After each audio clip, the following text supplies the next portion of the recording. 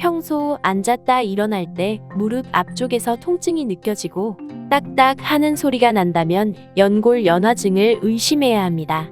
연골은 무릎뼈 사이에서 무릎에 가해지는 충격을 흡수하고 분산하는 기능을 합니다. 외부 충격과 체중을 견디기 위해서는 이 연골이 단단해야 하는데 무리한 다이어트나 장시간 쪼그려 앉은 자세로 인해 부드러워지고 점차 닳는 현상이 무릎 연골 연화증입니다. 평소에 무릎 연골에 가해지는 충격을 줄이는 것이 가장 중요하며 일상생활에 큰 불편이 없을지라도 통증이 시작됐다면 병원을 찾아 정밀 검사를 받는 것이 좋습니다. 중년 이상의 연령에서 계단을 내려갈 때 무릎이 시큰거리고 양반다리 시, 무릎 한쪽에 통증이 느껴진다면 가장 먼저 퇴행성 관절염을 의심해야 합니다.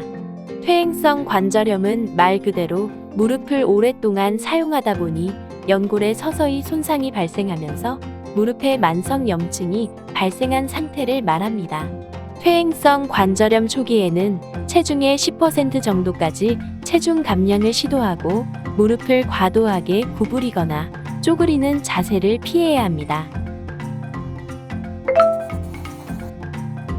걷거나 달릴 때 무릎 관절에서 이물감이나 무엇인가 걸리는 느낌이 난다면 반월연골판 손상을 의심해야 합니다. 반월연골판은 무릎 관절 안에서 충격을 흡수하는 스펀지와 같은 반달 모양의 콜라겐 조직입니다. 걷거나 운동을 할 때 무릎에 가해지는 충격을 흡수함으로써 연골을 보호하는 역할을 합니다. 하지만 회전을 많이 하는 운동을 하거나 무릎에 체중이 실렸을 때 반월연골판이 찢어질 수 있습니다.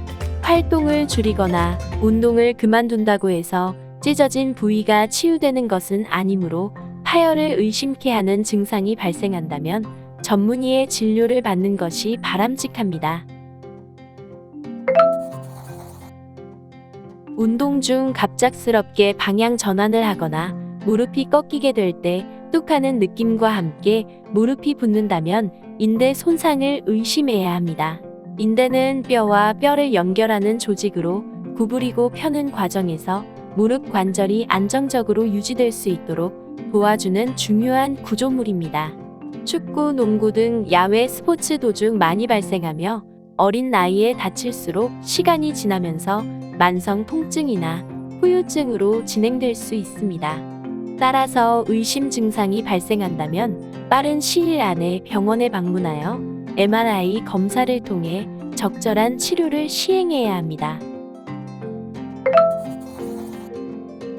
약물을 처방하거나 주사를 놓아 해당 부분의 염증과 통증을 낮춰줄 수 있습니다. 특히 인대나 힘줄에 손상이 있는 경우 주사를 통한 궁극적인 재생 치료를 해주는 것이 무엇보다 중요합니다. 주사 치료 시 인체와 동일한 조직을 주입하면 우리 몸과 친숙하기 때문에 염증 부위의 재생 효과가 뛰어나며 회복 속도가 빠를 수 있습니다.